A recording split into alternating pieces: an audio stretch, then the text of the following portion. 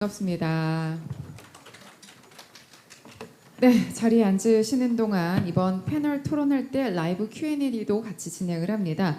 온라인으로 참석하시는 분들 실시간 질의응답 시간 있으니까 질문 많이 해주세요. 우수한 질문자에게는 추첨 통해서 풍성한 경품 드리도록 하겠습니다. 좌장님께 마이크 넘기도록 하겠습니다. 네, 안녕하세요. 저는 이번 세션의 좌장을 맡게 된 세브란스 병원의 김광준 교수입니다. 먼저 AWC 2022에 참석해 주신 분들하고요. 이런 좋은 기회를 마련해 주신 관계자분들께 감사 인사를 드립니다. 저희가 오늘 이 토론을 하면서 준비했었던 내용들이 몇 가지가 있는데요. 그 중에서도 특히나 이제 이런 의료 인공지능 관련된 여러 가지 솔루션들이 실제로 개발이 되고 임상에서 활용된다는 것은 실제 병원이나 환자 진료에 활용이 되는 것이 생각보다 여러 가지 면에서 어려운 점이 많습니다. 그래서 이번에 이 행사에서 특별히 또 기업에 계신 분들의 실질적인 의견도 듣고 나아가서 심사평가원과 같이 저희가 의료기기로서 병원에서의 활용이나 환자 적용을 위해서 필수적이라고 생각되는 페이어에 관련된 이슈도 함께 논의할 수 있도록 준비를 좀 해봤습니다. 들으시는 분들 그리고 유튜브를 통해서 그 화면을 보시는 분들도 저희가 논의하는 내용을 좀 보시고 언제든지 궁금하신 점이라든지 의견이 있으시면 기탄 없이 저희 쪽에 의견을 주시면 감사하겠습니다. 저희가 본격적으로 이 세션을 시작하기 전에 사실 이제 일방적으로 어떤 강의를 듣는 것보다 이렇게 자유롭게 인터랙티브하게 논의하는 것이 더 개인적으로는 선호하는 프로그램이긴 한데요. 그래도 우선적으로는 참여하신 분들의 소개를 좀 해드리는 게 좋을 것 같아서 제가 개별적으로 소개를 드리는 것보다는 직접 소개를 좀 해주시면 좋을 것 같아서 제가 마이크를 넘겨서 네 분께 패널 분들께 자기소개를 한 1분 정도씩 할 수 있는 시간을 먼저 드리도록 하겠습니다. 네, 옆에 김동민 대표님부터 소개를 부탁드립니다. 네, 안녕하십니까. 저는 의료 인공지능을 하고 있는 JLK 대표이사를 맡고 있는 김동민입니다. 반갑습니다. 저희 회사는 특히 뇌질환 그리고 암 관련되어 있는 다양한 모덜리티, 그러니까 CT, MRI 아니면 병리 영상이라든지 이러한 영상들을 분석을 해서 실제로 의료 현장에서 진단을 하실 때 많은 도움을 받을 수 있는 그런 솔루션들을 만들고 지금 사업화를 하고 있습니다. 2019년에 저희 12월에 사실 첫 번째로 동종업계, 그러니까 의료 인공지능을 하는 회사 중에서는 처음으로 이제 코스닥 상장에도 성공을 하는 쾌거라고 하면 쾌거를 이루었고 지금은 특히나 이런 뇌졸중이라든지 아니면은 이런 치매라든지 이런 다양한 그런 뇌질환에 포커싱이 되어 있는 다양한 솔루션을 가지고 사업화를 진행하고 있습니다. 네, 잘 부탁드리겠습니다. 네, 다음 빈준길 대표님 소개 부탁드립니다. 네, 안녕하십니까. 뉴로핏을 공동 창업하고 대표를 맡고 있는 빈준길입니다. 저희 회사는 2016년도에 설립해서 내영상 분석 AI 기술을 이제 개발하고 의료 소프트웨어들을 개발하는 회사입니다. 저희 회사는 3가지 제품군들을 개발하고 있는데 이미징 분석 기술을 이용한 진단 소프트웨어, 그리고 머리 구조를 고려한 정밀 치료 설계 소프트웨어, 그리고 전기자극 치료 기기까지 개발을 하고 있고, 그래서 진단부터 맞춤형 치료 그리고 질환의 개선까지를 목표로 해서 이제 종합 솔루션들을 좀 개발을 하고 있습니다. 저희 회사는 국내에서는 1호, 2호 내영상 치료 설계 소프트웨어 인증을 받았고 뇌 질환에만 집중을 하고 있고 관련해서 5개 제품까지 좀 상용화를 했습니다. 네, 반갑습니다. 네, 다음은 강상우 코어라인 팀장님께서 소개해 주시겠습니다. 네, 안녕하세요. 저는 코어라인에서 전략 사업 그리고 마케팅을 담당하고 있습니다. 저희 코어라인은 이제 CT 영상을 AI로 분석을 해서 병변이 있는지 등을 이제 직접 진단해서 보여주는 솔루션을 개발을 했는데요. 저희는 이제 흉부 쪽에 집중을 하고 있고, 그리고 조기 진단에 이제 집중을 하고 있습니다. 그래서 이제 국립암센터 이런 데서 폐암 검진 이런 사업을 5년 정도 진행을 하고 있고, 지금은 이제 유럽과 미국에서 이제 조기 검진 시장을 개척하고 있는 중입니다. 네, 반갑습니다. 네, 다음으로는 국민건강보험심사평가원의 조일억 부장님께서 소개해 주시겠습니다. 예, 안녕하세요. 저는 건강보험심사평가원 빅데이터 사업부를 맡고 있는 조일억이라고 합니다. 일단 저희 건강보험심사평가원은 알고 계신 분들은 많이 아시겠지만 또 모르시는 분들은 상당히 많으셔서요. 일단 저희는 그 2000년 7월달에 그 건강보험 통합이 되면서 심사기구를 독립하자고 해서 공단하고 저희 심사평가원으로 분리 독립해서 저희가 그 요양급여 비용의 심사와 적정성 평가 업무를 맡고 있습니다. 그리고 저희 빅데이터 사업부는 이런 공공기관들이 수집된 전국민 보건의료 데이터에 대해서 어떻게 활용하고 어떻게 이것들을 국민에게 다시 돌려드릴까, 또는 연구진들에게 돌려드릴까, 또 산업계에 도움을 드릴까를 고민하는 부서고요. 저희 부서에서는 저기 지금 참석하지 많은 어떤 디지털 헬스케어 어떤 산업계 지원에 대한 부분도 진행을 하고 있습니다. 반갑습니다. 네, 이게 소개를 들으셨겠지만 사실은 이제 저희가 이번 논의를 하는 데 있어서 실질적으로 이 토론을 들으시는 분들께 도움을 드리기 위해서는 앞에서 이야기하셨었던 세 분의 기업을 운영하시는 분들께서 어떻게 사업을 시작하게 됐고 사업을 하면서 경험했었던 어려움이라든지 실질적으로 저희가 추구하고 있는 디지털 헬스케어라고 하는 것들을 만들어가는 과정에서 겪었던 고충 같은 것들을 공유를 하면 조금은 그래도 실무적으로 도움이 되실 수 있을 거다라는 판단을 합니다. 그래서 우선적으로는 느끼셨겠지만 사업을 하면서 상장을 하는 기업이 있고 매출을 발생시켜서 상장 없이도 버틸 수 있는 기업이 있고 그 전 단계에서 계속 투자를 받아서 성장하는 기업들도 있는데 우선적으로는 이 세 기업이 또 각각의 특징을 갖고 있습니다. 그래서 이러한 기업들이 과연 디지털 헬스케어 쪽에서 어떻게 성장을 해왔는지에 대해서 간단하게 먼저 이야기를 좀 들어보고 그 다음으로 좀 진행을 해보려고 합니다. 그래서 상장을 한 기업 중에서는 먼저 JK 인스펙션이 있으니까 제가 김동민 대표님께 사업을 진행하시는 과정에서 어떠한 부분이 좀 어려웠고 앞으로는 어떤 식으로 가면 좋을지에 대한 것들을 간단하게 한 5분 정도 경험 공유 차원에서 말씀을 좀 해주시면 좋을 것 같습니다.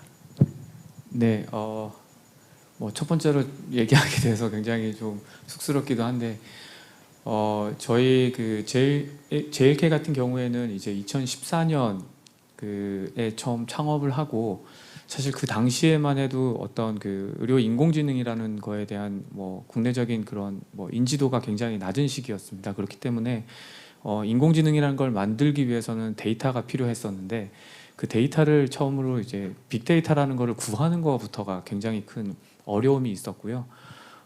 그러던 와중에 전 세계적으로 굉장히 많은 데이터를 서칭하고 있는 중에 정말 깜짝 놀랄 정도의 그런 데이터셋을 한국에서 발견하게 되었습니다. 그게 바로 한국인 뇌말 영상 센터에 있던 그 뇌경색에 관련돼 있는 데이터였고, 그게 그 데이터 자체가 14,000명, 140만 장의 MRI 데이터를 7년에 걸쳐서 수집을 하고, 그리고 7년에 걸쳐서 각각의 그 병변 영역들을 마킹을 하나하나 한 후에 2명의 전공의 선생님들이 검수를 하고, 그리고 만약에 일치하지 않을 경우 다른 전문의 선생님이 중재를 해서 만들어낸 데이터. 그러니까 지금은 이 얘기를 들으면 다들 어노테이션을 하는 과정이구나라고 생각을 할 수 있는데, 당시만 해도 그게 사실은 어노테이션이라는 개념도 많이 알려지지 않았던 시절이었습니다. 그런 데이터를 저희는 어떻게 한국에서 이렇게 구축을 한 데이터가 있었기 때문에 사실 굉장히 빠르게 솔루션을 확립할 수 있었고, 그 덕분에 사실 국내에서는 처음으로 3등급 의료기기 인허가를 진행을 하였고, 그래서 3등급으로서는 처음으로 저희가 인공지능 솔루션 중에는 그 식약처에서 인허가를 획득을 하게 되었습니다. 이러한 실적들이 사실 굉장히 많이 도움이 되어서 2019년 12월에 동종업계에서는 처음으로 이제 상장을 성공을 할 수 있었고, 상장 과정에서도 그랬습니다. 그러니까 흔히들 얘기하는 밸류에이션, 기업 가치가 얼마냐라는 거를 이제 산정을 할 때도 피어 그룹이 사실 없었습니다. 국내에는 이제 그러한 전례가 없었기 때문에 그 상장 과정에서 우리 회사의 그런 기술력을 알리는 거에도 상당히 고생을 했지만, 그런 밸류에이션에 대한 부분에 대해서 설명을 하는 것도 굉장히 좀 어려움이 있었지만, 어떻게 잘 상장이 성공적으로 되고 난 이후에 사실 두 번째, 세 번째 기업도 상장을 하게 되고, 최근에 또 굉장히 좋은 밸류에이션으로 또 다른 기업이 상장을 예정하고 있어서 사실 그런 부분에 있어서는 저희가 처음으로 상장을 하게 되었지만 굉장히 열심히 한 보람이 있다라고도 생각을 하고 있습니다. 제가 조금만 더 질문을 드리면 이제 상장을 하시기까지 어떤 난관이라든지 하면서 실질적인 고민이 좀 있으셨을 것 같아요. 제가 왜 질문을 드리냐면 저희가 오늘 주제가 이제 Better Diagnosis, Better Treatment인데 진단을 잘한다라고 하는 거에 대한 개념의 밸류가 설정이 안 되면 사실은 이게 과연 실제 환자한테 도움이 얼마나 될 거고 경제성을 봤을 때나 효용성을 봤을 때 실질적으로 의료진이 이런 행위를 했을 때 이득이 뭐다라는 게 경제적으로 평가가 되지 않으면 이게 비즈니스가 성립이 안 되고 비즈니스가 성립이 안 되면 당연히 상장하는데도 문제가 있을 수밖에 없습니다. 그래서 본질적으로 저희가 논의하고자 하는 진단의 어떤 개별화나 조기 진단이라든지 인공지능을 이용한 어떤 기술들이 의료 쪽에서 활용되기 위해서는 비즈니스적인 어떤 입증을 하는 게 굉장히 중요한데 초기에 처음 상장을 했었던 JK 입장에서는 그러한 레퍼런스가 전혀 없었을 거거든요. 근데 어떻게 그 난관을 뚫고 상장을 했다라는 게 결국은 저희가 추구하는 의료 시스템에 있어서의 변화가 앞으로 어떻게 변화할지에 대한 것들을 좀 더 구체적으로 알 수 있을 것 같아서 상장 과정의 어떤 애로사항이라든지 이런 걸 조금만 더 구체적으로 말씀드리면 좋겠습니다. 지금 말씀하신 것처럼 이제 뭐 어떻게 보면은 진단 관련되어 있는 부분에 대해서는 저희가 상장에 성공할 수 있었던 뭐 결정적인 이유 중에 하나가 그 당시만 해도 어떻게 보면은 의료 인공지능이 가지고 있는 성능적인 부분에서의 어떠한 증명이었습니다. 그래서 실제로 저희가 이 임상시험 모델을 가지고 뭐 특허도 내고 막 하긴 했는데 전문의 수준의 이른 그 인공지능이라는 개념을 증명할 수 있는 그런 그 대형 임상 시험을 했고요. 실제로 그 임상 시험 자체가 분당 서울대병원과 그리고 동국대 일산병원에서 전문의 선생님들과 비교를 해서도 그 그룹에 있어도 이 인공지능이 충분한 그런 전문의 수준의 진단 능력을 가지고 있다라는 것을 증명을 해서 사실 처음으로 인허가를 받을 수 있었고요. 그리고 실제로 말씀하신 것처럼 이제 성능은 이렇게 입증이 되었는데 그 유효성 그렇게 함으로써 환자분들에게 얼마나 더 많은 이득이 되었을까라는 부분에 대해서는 솔직히 이런 연구들이 가장 힘든 것 중에 하나가 뇌경색의 환자분들 같은 경우에는 당연히 이런 한 가지에 대한 그런 그 인공지능이 분석한 하나의 그런 어떤 그 팩터에 의해서 그런 아웃컴이 굉장히 좋아지거나 이런 일은 굉장히 뭐 보기 힘들지만 그래도 이러한 그 어떻게 보면은 뭐 에비던스들을 쌓아나가는 과정에서 지금 저희도 계속해서 이런 그 에비던스를 쌓아나가고 있는 과정이다라고 할 수도 있고 그리고 저희가 요거를 임상시험을 하고 그리고 솔루션을 개발한 이후에 뇌졸중 관련되어 있는 그러니까 뇌출혈부터 시작해서 뇌경색에 이르기까지 저희가 총 11가지 솔루션을 개발을 하게 됩니다. 그 이유 중에 하나는 굉장히 의료 현장에서는 복합적인 정보를 가지고 이러한 그 뇌경색 아니면 뇌출혈이라는 이 뇌졸중을 진단하고 있다라는 거를 저희도 알게 되었고 그러한 모든 그런 그 프로토콜에 있어서의 그런 필요한 분석 과정들을 제품화함으로써 종합적인 그런 분석과 그리고 이런 종합적인 분석을 통해서 아웃컴이 좋아졌다라는 거를 이제 증명하는 것이 훨씬 더 현재 그 응용이 되고 있는 진단 프로세스에 더 적합하다라고 생각을 가지고 그렇게 지금 진행을 하고 있습니다. 자, 이제 얘기를 들어보시면 더 재밌어질 것 같은데요. 저희 이제 JK 같은 경우에는 영상 관련된 솔루션이라고 보시면 됩니다. 영상을 분석하는 인공지능 솔루션인데 이것도 이제 진단 영역에서는 굉장히 중요한 부분이고요.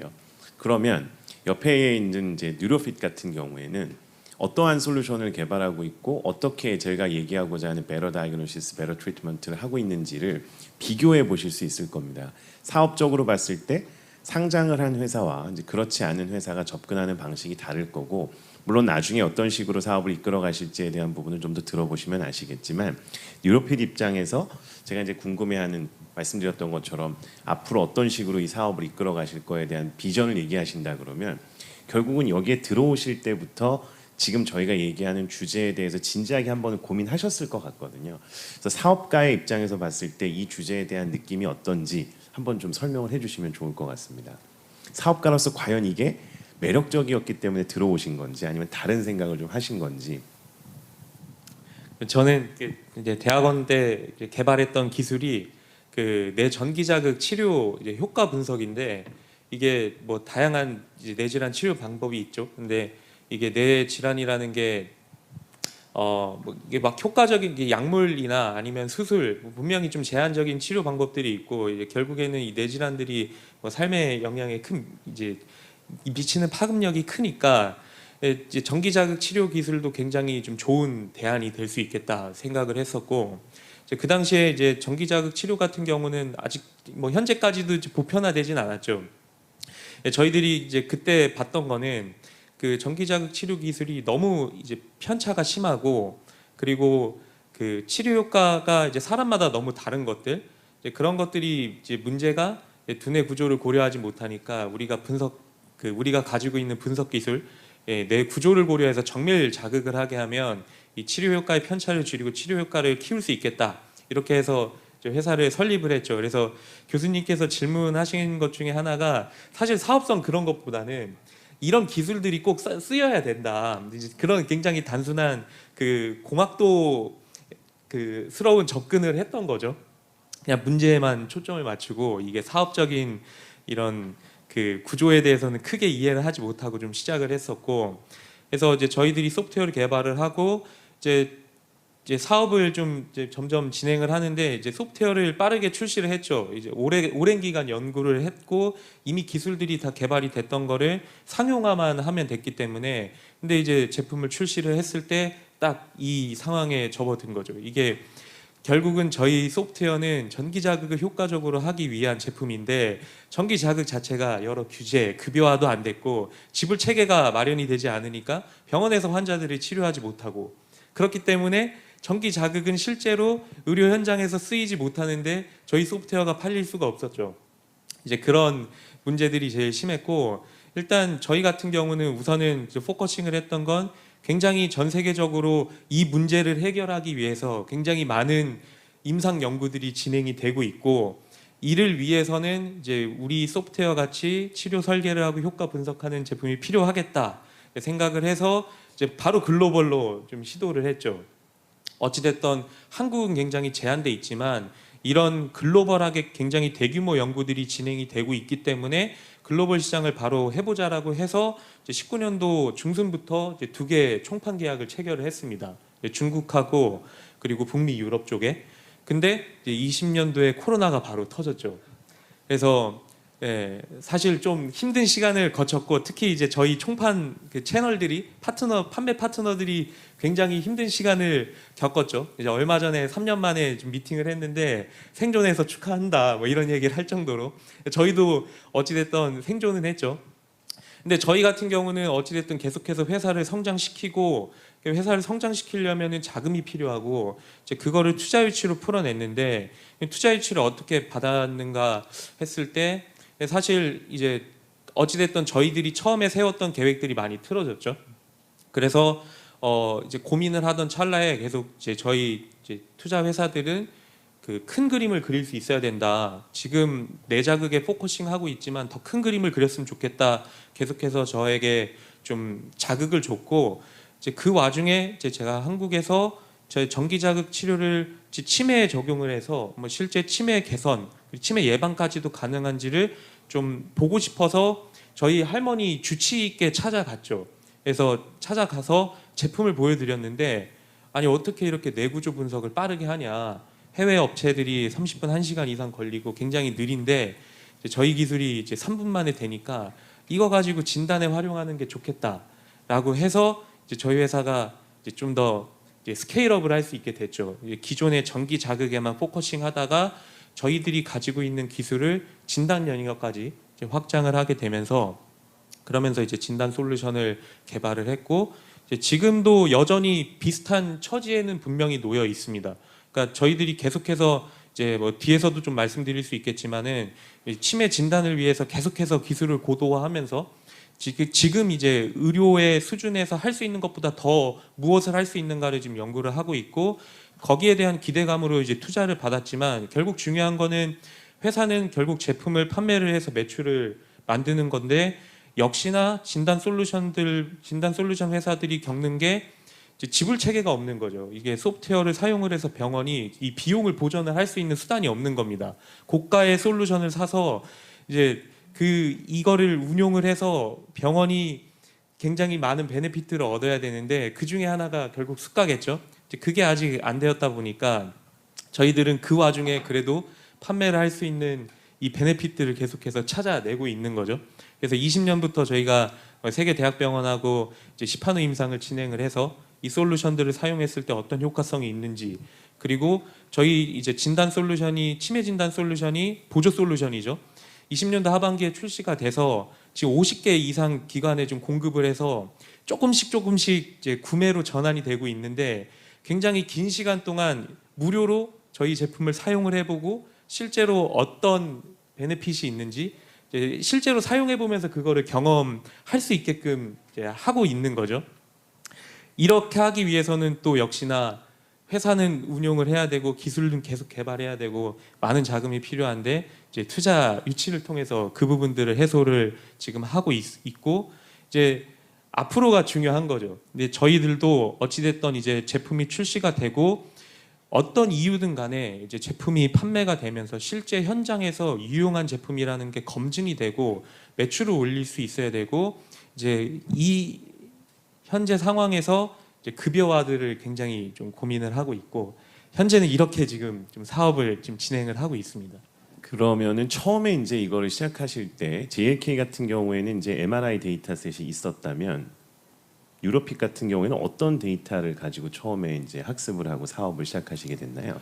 이제 저희 같은 경우는 이제 이미 그 뇌 모델링 기술이라던가 아니면 뭐 물리 해석 기술들 이런 것들은 대부분 완성이 되어 있었고, 근데 이제 저희들이 인공지능 기술이 적용이 시작이 된 게 이 치료 설계를 위해서 환자의 뇌를 컴퓨터로 복원을 해야 되는데 이 작업이 너무 오래 걸렸습니다. 이게 하루 이상 걸리고, 그리고 이 연구자 엔지니어들이 손을 굉장히 많이 이제 작업을 해야 되는 그런 복잡한 과정들이 있었는데 과연 이런 복잡하고 오래 걸리는 작업을 굉장히 바쁜 의료진들께서 의료 현장에서 할 수 있는가, 이제 그 고민 때문에 이 AI를 적용을 하기 시작했고, 저희들이 연구 과정에서 굉장히 많은 데이터들을 다뤘는데 대표적으로 이제 미국의 이제 그 휴먼 커넥턴 프로젝트나 아니면은 미국의 브레인 이니셔티브, 이제 미국 국립보건원에서 제공하고 있는 많은 데이터 셋들, 그리고 또 미국에서 주도로 해서 진행이 됐던 에드니 프로젝트, 이 치매 환자들의 뇌 영상을 모으는 프로젝트들, 이런 것들을 저희들이 굉장히 오랜 기간 동안 연구 목적을 위해서 다뤄왔었죠. 그래서 이제 이미 저희들이 그 굉장히 긴 시간 동안 하루 걸리는 작업들을 대학원생부터 계속 해왔기 때문에 그 이제 학습을 시킬 수 있는 데이터들이 좀 충분히 있었죠.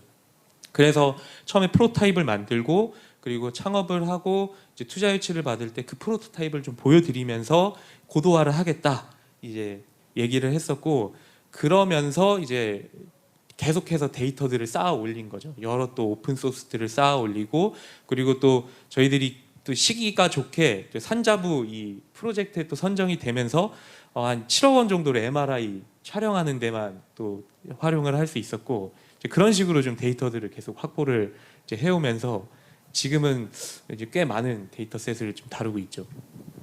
그 이제 저희 의료라고 하는 게 원래는 이제 바이오 사이언스입니다. 바이오 사이언스였는데 점점 이게 데이터 사이언스화되는 경향을 보이고 있고요. 실제로 앞에 있는 두 기업에서 말씀해 주셨었던 것처럼 인공지능을 이용한 어떤 의료 솔루션들은 대부분은 데이터에서 만들어집니다.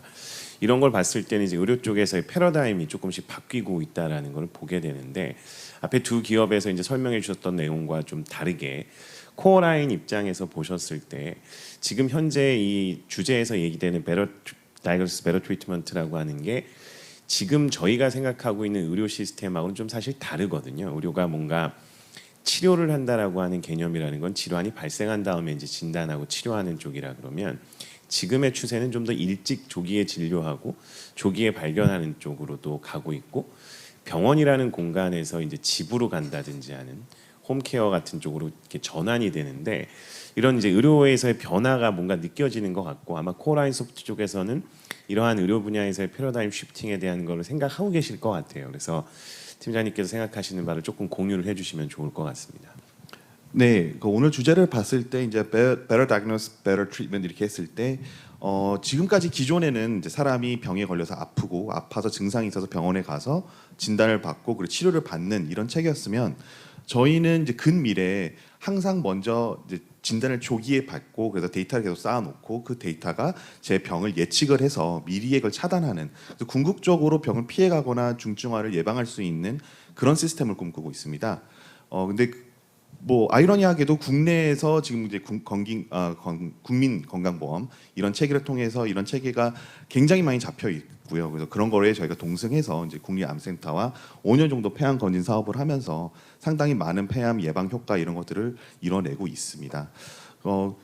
저희는 이제 이런 사업이 더 확대돼야 된다고 생각하는 이유 중에 하나가 병이 나서 고치는 데 들어가는 비용보다 미리미리 비용을 들여서 검진을 해서 병을 줄이는 데 비용이 훨씬 더 적다라는 게 이미 지금 많이 밝혀지고 있고요.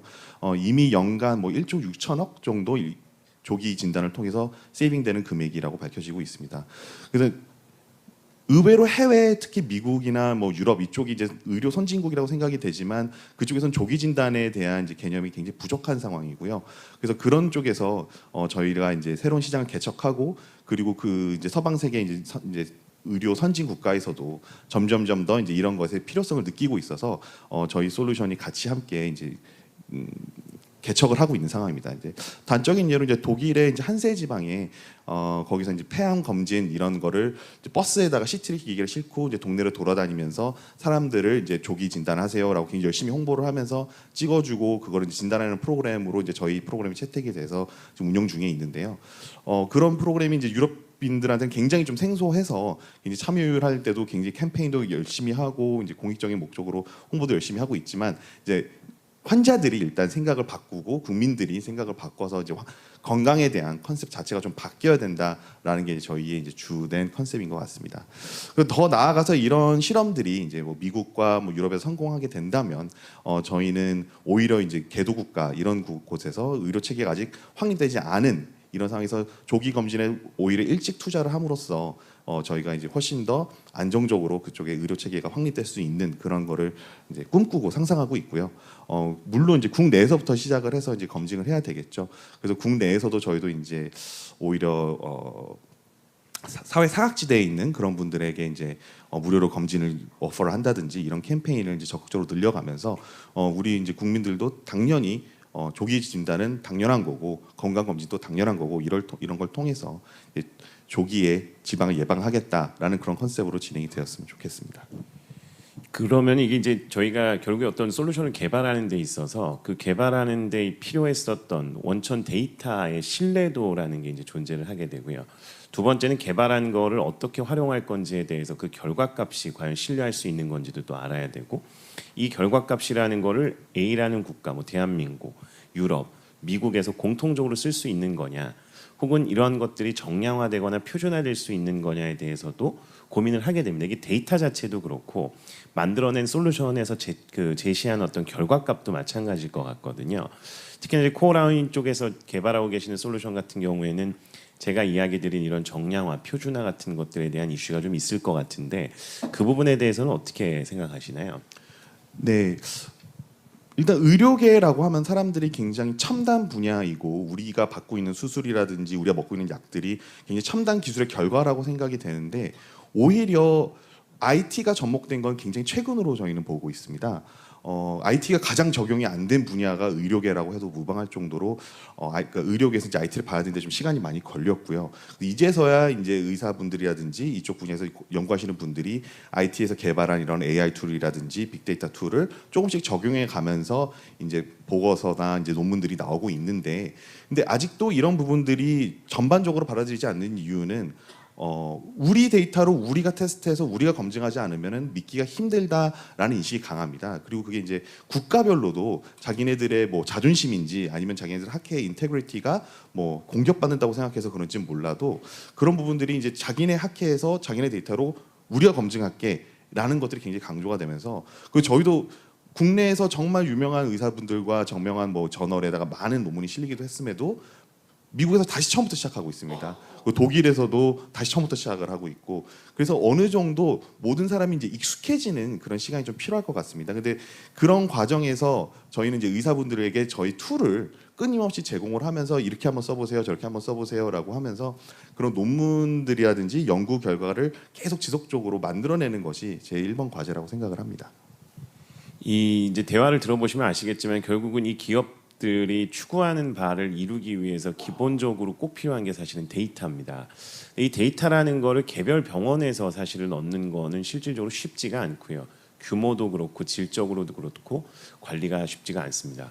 그러다 보니까 이게 당연히 공공의료 데이터에 대한 필요성을 저희가 느끼게 되는데, 마침 이제 오늘 저희가 모신 분 중에서 국민건강보험 심사평가원에서 빅데이터를 이제 관리하는 분께서 오셨는데, 조일업 부장님께 여쭤보고 싶은 게, 지금 디지털 헬스케어 관련돼서 이 세 분이 다 공통적으로 얘기를 하신 것처럼 데이터가 중요한데, 공공의료 데이터라고 하는 게 없었으면 아마 우리나라의 인공지능 기업이 이렇게 많이 없었을 겁니다. 저는 이건 확신하는데, 그런 면에서 다시 한번 심사평가원 차원에서 이러한 의료 인공지능 혹은 저희가 진단을 위한 여러 가지 기술을 개발하는 데 필요한 데이터를 어떤 식으로 준비하고 있고, 기업들과 어떻게 협업하고 국민들을 위해서 또 어떻게 활용할지에 대한 계획을 좀 말씀해 주시면 좋겠습니다. 네, 일단 앞선 새 기업 저기 패널 분들의 좋은 말씀 많이 들었습니다. 일단 저희 회사명은 이제 국민건강보험공단 때문에 국민자가 자꾸 들어가는데 저희는 이제 건강보험심사평가원입니다. 죄송합니다. 일단 그렇습니다. 저기 앞에서 많은 말씀해 주셨다시피 사실 이제 공공보건 의료 데이터라고 하는 게 사실은 전체가 될 수는 없지만 아마 산업계에서 필요한 부분들의 데이터의 어떤 필요한 데이터의 첫 시발점이 될 수 있는 중요한 역할을 좀 담당할 수 있다고 생각하고요. 좀 몇 가지 말씀드리면 이제 저희 심사평가원이 보유하고 있는 데이터가 도대체 어떤 것들이 있느냐를 먼저 말씀드리면, 일단 뭐 기관 명에서 알다시피 뭐 심사평가하는 데지 않습니까? 그래서 저희 전 국민이 병원을 이용하고 심사받은 진료 내역에 대해서 저희가 심사하는 정보들, 그다음에 요양기관들이 질환을 치료하고 하는 거에 대해서 어떤 그거에 대한 평가 정보들은 당연히 저희가 이제 수집해서 가지고 있죠. 일단은 근데 그 데이터는 기본적으로 어떤 연구나 이런 것들에 조금 딥한 데이터라기보다는 건강보험 제도를 운영하기 위해서 사실은 조금 이렇게 표면적인 데이터를 일단 좀 보유하고 있지만 그 자체로서도 굉장히 큰 의미가 있습니다. 그래서 지금 현재도 많은 연구 자료를 쓰이고 있고요. 그 외에 사실은 그 관련된 업무들을 수행하면서 보유하고 있는 데이터들이 쉽게 얘기하면 모든 의원이나 그 약국 같은 어떤 의료기관들을 설립하게 되면 제일 먼저 저희한테 뭐 모든 정보들, 뭐 인원 정보, 장비 정보, 기관 소재지 하다못해 계좌번호까지 전부 다 저희한테 수집하게 돼서 모든 요양기관의 시설 장비 현황 같은 것들을 저희가 다 보유하고 있고요. 또 요즘 최근 저기 국민적인 관심사가 좀 많은 어떤 비급여 데이터에 대한 부분도 저희가 이제 병원급 이상은 저희가 수집을 해서 국민들에게 공개를 해드리고 있고요. 의원급 이상 데이터들은 작년 여름 이후에 이제 수집이 됐는데 이제 의원급 데이터에 대해서 아직 비공개 중에 있습니다. 더불어서 저희가 또 하고 있는 것 중에 의약품 유통 정보 관리도 저희가 진행하고 있는데요. 제약사가 의약품을 만들면 얼마만큼 만들었는지, 그리고 유통사에 팔면 유통사는 얼마만큼 샀는지, 그럼 유통사는 병원에 납품을 하거나 의원에 납품을 하면 얼마만큼 납품했는지를 저희에게 다 신고를 하게 돼 있습니다. 당연히 저희가 이제 진료받은 내역도 갖고 있기 때문에 그 받은 약을 얼마만큼 쓰는지도 약이 생산돼서 실제 사용되는 것까지의 전 주기가 다 관리되는 데이터를 보유하고 있고요. 또 대표적인 서비스로 뭐 요즘 심사평가원의 간판 마담인 것 같은데 그 DUR 서비스라는 게 있습니다. 국민들이 같이 먹으면 굉장히 건강에 해롭거나 아주 안 좋은 약 같은, 같이 먹으면 안 된다는 뭐 병용 금기라든가 어떤 특정 연령대에 먹으면 되지 않는 어떤 연령 금기 제품 같은 것들에 대해서 실시간으로 이제 저희가 이제 체크해서 할 수 있게 저희 실시간 DUR 시스템도 운영해서 실시간 투약 내역도 여기 지금 들으시는 모든 분들이 만약에 병원에 가서 처방을 받으면 받는 순간 저희 심사평가원 시스템에 모든 투약 정보들이 날라오게 되고요. 그 처방전을 가지고 약국에서 조제를 받으면 조제받는 즉시 저희 심사평가원에 이제 약 정보가 실시간으로 쌓이고 있습니다. 자, 그러면 이제 이렇게 많이 모아진 데이터들을 어떻게 국민에게 다시 돌려주고 산업계에 다시 돌려주냐가 저희의 이제 숙제인 것 같아요. 근데 이제 이 공공 데이터를 개방한다라는 측면에서 저희가 이제 최대한 어떻게 활용하고 어떻게 개방할 건가에 대해서 사실은 꽤 오랜 기간 동안 고민을 해왔지만 사실은 보건의료 정보라고 하는 것들이 가진 민감성이라는 게 조금 있습니다. 일단 개인 정보기도 하지만 민감 정보기도 하고요. 그래서 상당히 이 보건의료 데이터에 대해서 접근하는 방식은 굉장히 보수적으로 접근할 수밖에 없는 그런 측면이 있습니다. 다만 이제 저희가 최근에 2000년 7월 달에 데이터 3법이 통과된 이후로 어떻게 하면 좀 더 효과적으로 많은 어떤 산업계나 연구진 분들의 니즈를 수용할까에 대한 고민들을 많이 하고 있는데 이제 그런 부분에서 앞서 세 기업이 말씀해 주신 것처럼 처음에 JAK의 김동민 대표님 같은 경우는 다행히 의료 영상 정보를 어디서 받아서 그걸 가지고 첫 걸음을 하실 수 있었던 좋은 기회가 됐던 것 같고 마찬가지로 치매 정보 그다음에 관련된 정보들을 뭐 이렇게 얘기하시는데 저희는 이제 그렇다면 이런 산업계들이 이제 저희가 가지고 있는 데이터에 의료 영상 정보들이나 이런 것들이 많이 있습니다. 그러면 이런 정보들을 원하는 수요가 어떤 것들이 있으며 이 원하는 수요에 우리가 어떻게 맞춰드려야 되는가에 대한 고민을 저희 기관 자체적으로도 하고 있고요. 그것을 떠나서 이제 대한민국이 정부 정책 과정 중에 하나가 디지털 헬스케어 선진국에 나아가겠다라고 하는 사실 이제 국정 과제이기도 합니다. 그래서 사실은 저희 기관은 저희 나름의 고민도 하고 있지만 뭐 보건복지부나 또 기타 정부 부처들하고 진행하고 있는 사업들도 굉장히 많이 있어요. 대표적으로 뭐 요즘 가장 크게 추진 중인 것 중에 하나가 이제 어떤 정밀의료 지원에 관련된 사실은 그런 부분 때문에 뭐 명칭은 약간씩 좀 다릅니다. 국가통합 바이오 빅데이터라고 해서 4개 부처가 지금 열심히 만들어서 모든 그 본인 동의 환자 100만 명을 모아서 유전체 정보, 뭐 라이프로그 정보, 뭐 오믹스 정보까지 전부 다 포함하는 그런 큰 플랫폼을 국가적인 과제를 설립하는 것부터 시작해서 뭐 여러 가지 어떤 좀 전에 그 암센터에서 폐암 질환 관련해서도 열심히 이제 하셨다고 하는데 그 암센터에서도 최근에 KQ라고 해서 암 특화 빅데이터 플랫폼을 또 만들고 있고 그걸 만드는데 또 저희 심사평가원에서 그런 것들을 지원해주는 역할들을 진행하고 있고요. 그래서 국가적인 정부 부처에 진행하는 부분이나 이런 부분들에 저희가 진행하는 부분도 있지만 지금 여기 나와 계시는 산업계의 어떤 니즈나 이런 것들을 조금 많이 저희가 많이 듣고 알아야 저희가 가진 것들을 어떻게 저희 지원해 드릴 수 있을까를 고민하게 될 것 같아서 오늘 여기에 와서 얘기 듣는 부분이 굉장히 큰 도움이 될 것 같습니다. 이상입니다. 그 저희 이제 두 앞에 뉴로핏이나 JLK 같은 경우 이제 영상 데이터를 활용하는 것들이 많은데 상대적으로 신평원 데이터에는 영상 데이터는 많지 않은 걸로 알고 있거든요. 그러다 보니까 이런 수요가 많았을 거고 그래서 제가 알기로 AIX 같은 실증 랩 같은 게 있는 걸로 알고 있는데 그 부분도 조금 설명을 부탁드립니다. 네, 저희 이제 의료 영상 정보가 이제 이제 어떤 게 많다 아니다를 할 수는 없는데요. 사실 저희는 기본적으로 이제 정형 데이터 위주로 이제 정보를 수집하지만 보통 이제 그 전문 심사 영역에 올라가면 의료 영상 정보를 저희한테 제출을 하게 돼 있습니다. 그래서 사실은 많은 의료 영상 정보가 다양한 기관에서 많이 쌓이고 있고 지금 그 쌓인 정보들은 사실은 이제 스토리지나 이런 영향 때문에 버리고 있어요. 지금까지는 수십 년간 버려왔다고 생각하시면 됩니다.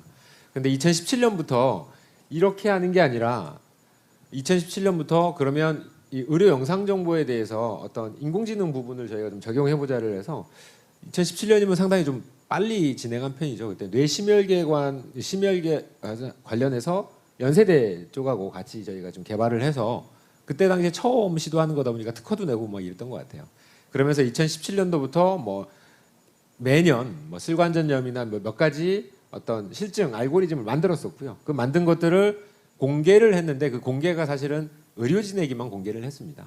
그래서 의료진에게 공개해서 왔었던 게 사실은 2020년까지의 어떤 1단계 저희 인공지능 그 의료 영상 정보 관련된 내용이었던 것 같고요.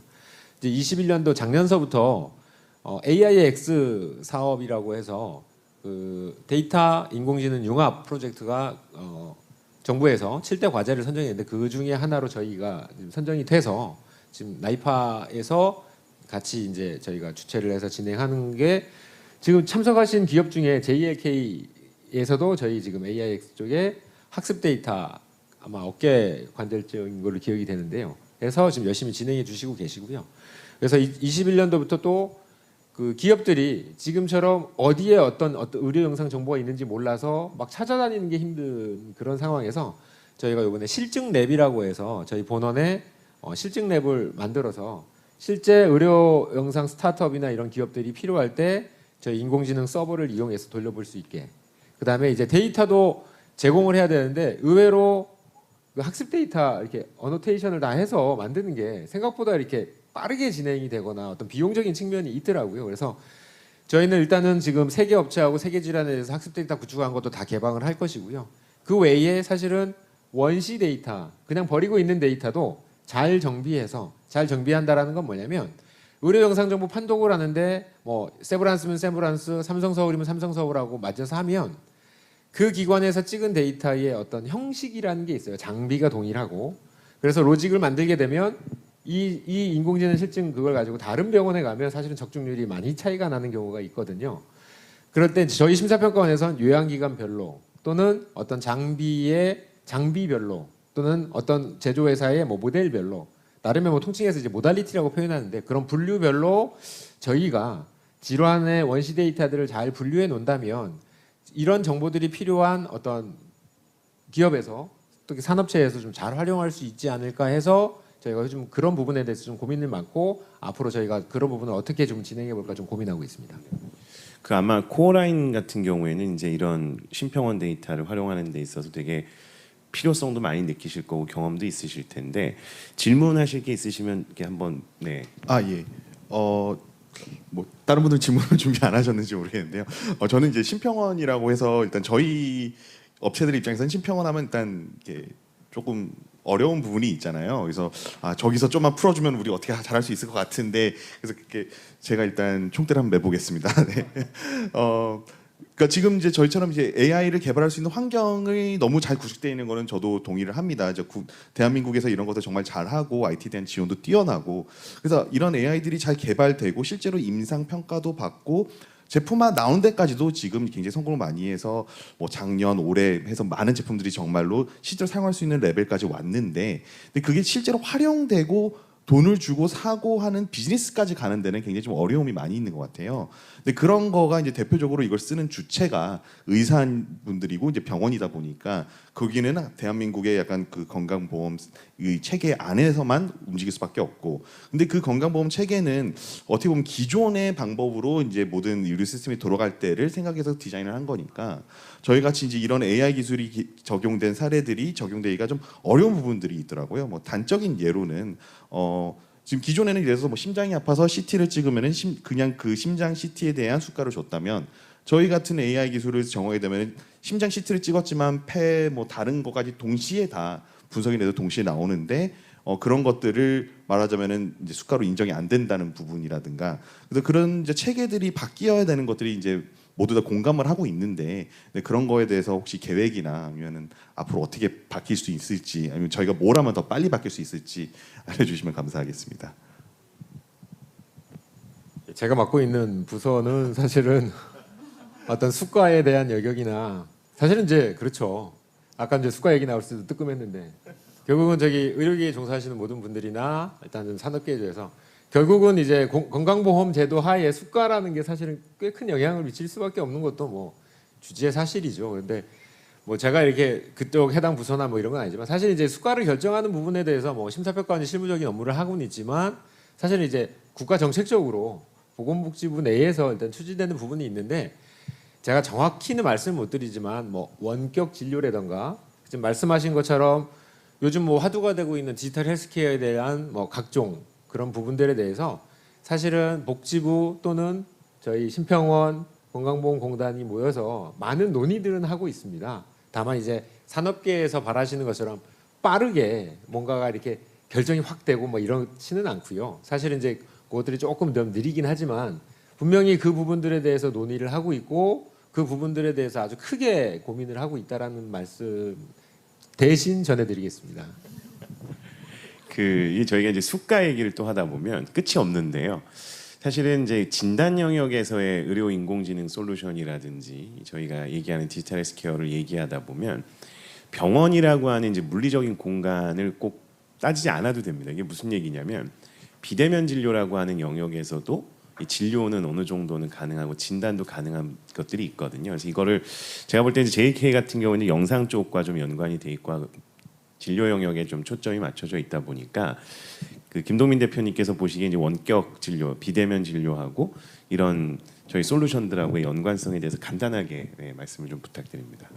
네, 뭐 말씀하신 것처럼 저희는 진단 영역에서의 이제 많은 솔루션들을 보유하고 있었고, 사실 이런 게 그 정보 전달 체계에 있어서 보면 대부분 이 진단을 한 정보 자체는 병원 안에서 이제 의사 선생님들한테까지 가서 사실은 끝나버리는 그런 문제점들이 있는 것을 굉장히 좀 안타깝게 생각하고 있었습니다. 그래서 저희가 이제 비대면 진료라고 하는 그런 툴을 활용해서 지금 뭐 밖에도 전시를 했지만 메타버스 공간 안에서도 실제로 인공지능이 분석한 결과들을 이제 환자분들 아니면 검진을 받으셨던 수검자분들에게 직접적으로 뭔가 전달을 할 수 있는 그런 매개체를 통해서 사실은 조금 더 의료 인공지능이라는 그런 사업 분야도 넓힐 수도 있고 그러한 것들이 이제 실제 검사를 받거나 이제 환자분들에게도 그런 정보들이 전달됨으로써 사실은 굉장히 그런 유효성이라든지 이런 부분들에 대해서도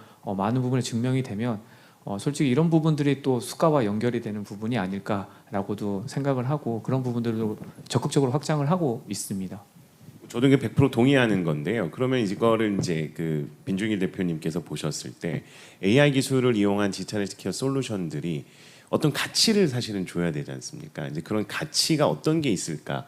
대표님께서 보시기에 AI 솔루션이 갖고 있는 의료 쪽에서의 진단 쪽에서의 어떤 가치 그리고 그 밸류가 어떻게 평가되는 게 좋을지 대표님의 입장에서 한 번만 생각을 좀 해주시면. 네. 네, 일단은 그 뭐 계속 수가 얘기도 나오고 하는데 일단 저희 회사는 저는 그 지금 현재 환경에서 뭘 할 수 있는가에 좀 더 많이 초점을 맞추고 있는 것 같아요. 그래서 당연히 의료 현장에서 이제 의료 기관이 이 솔루션을 도입을 했을 때 어떤 베네핏이 있는가 이제 보면은 사실은 그냥 좀 도움이 된다는 되게 부족한 것 같습니다. 그냥 이제 뭐 저희 솔루션도 이제 사용을 하면 굉장히 진짜 이제 실제로 진료 시간이 줄어들고 영상을 판독하는 시간이 줄어들고 더 확신을 가지고 이제 진단을 하게 되고 환자분들도 더 만족한다 하는데 뭐 사실 그런 부분들은 좋은 베네핏들이긴 하지만 분명히 더 나아가야 될 그 필요성은 있다라고 보고 있고 이거 되는데 이제 왜 수가가 안 됩니까라고 하는 거는 솔직히 저희 이제 기업 입장에서도 이제 너무 과도한 이제 희망인 것 같습니다. 그래서 뭐 이제 같이 의료진들과도 해결을 해나가야겠지만 결국에는 정말로 새로운 이제 원래 기존에 못하던 것들을 정말로 해줄 수 있는가? 아니면 정말로 획기적으로 그 비용을 줄여준다거나 뭐 이제 우리나라는 그 국가가 굉장히 많은 비용, 의료 비용을 감당을 하고 있는데 그것들을 어떻게 줄여줄 수 있는가 이제 그런 쪽으로 더 좀 고도화하는데 이제 저희들은 좀 초점을 맞추고 있고 제가 이제 서두에 말씀드렸던 것처럼 이 현재 상황에서 무엇을 할 수 있는가. 또 계속해서 좀 고민을 하면서 최근에 저희 같은 경우는 단순히 이런 진단 기술이 실제 의료기관에서 현장에서 환자들을 이제 대상으로만 쓸 수 있는 게 아니라 이제 신약 개발을 하는 쪽에서도 굉장히 다양하게 쓸 수 있다. 뭐 물론 그 AI 신약 개발 이쪽을 얘기를 하는 건 아니고 그 알츠하이머병 치매 치료제 개발 같은 경우에는 당연히 중요한 건 임상 시험을 해서 이 신약의 효과성을 증명을 해야 되고 거기에서 굉장히 중요한 게 이제 환자분들을 정말 효과적으로 선별을 할 수 있어야 되는 건데 이제 거기서 강조를 하는 것 중에 하나가 어떻게 보면은 임상 시험을 선정을 하는데 굉장히 중요한 게 이 디지즈를 컨퍼메이션 하는 거고 디지즈를 모디피케이션해서 정말로 적용해야 될 환자군만 효과적으로 선별하는 게 되게 중요합니다. 이제 그쪽으로도 분명히 이런 진단이 좀 활용이 될 수 있을 거라고 좀 보고 있고 그래서 뭐 좀 더 계속 그 생각을 넓히고 있는 거죠. 뇌 과학 연구에서도 그렇고 신약의 임상 시험에서도 그렇고 또 실제 이제 의료 진단 소프트웨어가 기기로서 현장에서 어떻게 의료진들과 환자들에게 어떤 또 국가까지도 좀 장점을 줄 수 있는가 좀 다양하게 고민하고 있습니다. 혹시 뭐 코어라인 쪽에서 말씀하실 예. 네. 정말 중요한 말씀을 해주셨는데요. 그러니까 의료계 안에서 AI라는 건 이제 결코 의사가 못하는 걸 대신한다라는 것보다는 의사가 할 수 있는 거를 이제 AI도 할 수 있다. 그래서 이제 전반적인 뭐 비용이나 이런 이런 것들 떨어뜨리는데 이제 주 초점이 맞춰져 있는데, 그런데 이제 재밌는 거는요, 의사분들 사이에서도 이제 합의를 못하는 게 대부분이에요. 어떤 한 가지 사례를 보더라도. 그럼 저희는 AI를 만드는 사람 입장에서는 그럼 누구 의사 말을 들어야 되는지 뭐 이런 것들이 항상 이슈거든요. 그러면서 저희는 이제 이런 AI들이 각 분야에 퍼지면서 그런 것에 대한 표준화 및 정량화가 이루어질 것이고, 그 정량화가 이루어진다면 그럼 의료계도 그걸 바탕으로 훨씬 더 나은 연구를 할 수 있고, 결과적으로 우리 모두의 헬스가 더 나아진다, 이런 걸 생각하고 있습니다. 저희가 이제 시간이 이렇게 빨리 갈 거라고 제가 상상을 못했었는데 정리를 좀 해야 될 것 같아서요. 질문해주신 분들 중에서 이제 심평원의 역할이라든지 수가 이런 내용들을 많이 질문을 해주셨는데, 사실 이거 관련된 논의를 하다 보면 이게 1시간이 넘어갑니다. 그래서 이 질문에 대한 거는 저희가 따로 답변을 드릴 수 있으면 좋을 것 같고요. 오늘 제가 이걸 진행하면서 처음에 생각했었던 게, 이 주제라고 하는 걸 딱 봤을 때 이게 과연 와닿는 주제인가에 대한 고민을 좀 했었습니다. 근데 이게 무슨 얘기냐면, 진단을 어떻게 잘하는 게 과연 좋은 거냐? 당연히 좋습니다. 그럼 이걸 어떻게 잘할 거냐? 만들 수 있는 솔루션이 있어야 되는데, 그럼 그 솔루션을 누가 만들 거고 그걸 왜 만드냐에 대한 본질적인 고민이 필요합니다. 어떻게 만들지도 중요한데 데이터가 없으면 만들 수가 없고요. 그 데이터를 공급하는 곳이 병원과 현재 우리나라에서는 심평원과 같은 곳들이 있겠죠. 그럼 이런 데이터를 어떻게 처음부터 잘 오르가나이징 하느냐에 대한 고민이 필요한 거고, 이걸 만들겠다고 생각하는 분들이 왜 만들어야 되는지에 대해서 저희끼리 디스커션할 수 있는 기회가 많아야 됩니다. 이걸 만들었을 때 어떤 사람에게 무슨 도움이 될지에 대한 거를 서로 간에 막 얘기를 통해 갖고, 이건 여기에 좋고 이건 여기에 좋고라는 것들을 아이디어 차원에서 교류할 수 있는 문화가 필요하고요. 세 번째 단계는 그렇게 만든 걸 쓸 수 있게 해줘야 됩니다. 쓰는 데 있어서의 문제는 이제 인허가와 관련된 것도 있고 결국에는 수가와 관련된 것들이 있겠죠. 근데 이 위에 하나가 딱 있는 게 패러다임입니다. 의료라고 하는 행위를 의사만 하는 게 맞다라고 생각하는 게 기존의 패러다임이라 그러면 이게 앞으로는 절대 그렇지 않을 거거든요. 호스피탈 센트릭 메디케이션, 호스피탈 센트릭 헬스케어가 페이션트 센트릭으로 바뀌고 있는 이 추세, 저희가 여러 가지 면에서 봤을 때 디지털 헬스케어라고 하는 건 결국에 의료의 주인을 계속 바꾸는 과정인데, 이게 인정이 안 되면 애초부터 다이그노시스가 되더라도 그 후단의 일들이 이루어질 수가 없습니다. 그렇기 때문에 이러한 논의를 통해서 저희가 무슨 진단 기술이 나왔으니까 이게 어떻다 이런 게 아니라, 저희가 논의하는 것들의 주제는 결국에는 앞으로 의료가 어떻게 바뀔 거고, 그 바뀌는 과정에서 처음에 프론티어적으로 했었던 세 분 같은 분들이 어떤 고민들을 하고 있고 생각들을 하고 있는지를 공유하려고 했었던 게 더 큰 의도였고요. 그런 의미에서 이제 데이터의 중요성들이 필요하기 때문에 심평원에서도 중요한 얘기를 해주셨고, 이거를 통해서 저희가 앞으로 한 단계 더 이제 버전 2, 버전 3 같은 계속적인 발전이 있을 거다라고 이제 기대를 하는 거고요. 시간이 너무 많이 가가지고 사실 하고 싶은 얘기는 더 많은데, 저희가 추후에 이런 기회가 있으면 또 한번 이렇게 모여서 얘기할 수 있으면 좋을 것 같습니다. 오늘 늦은 시간인데 늦게 끝내갖고 죄송하고요. 좋은 말씀해주신 패널 분들하고 참여해주신 여러 청중분들께 감사를 드립니다. 고맙습니다. 마무리하겠습니다. 네, 감사합니다.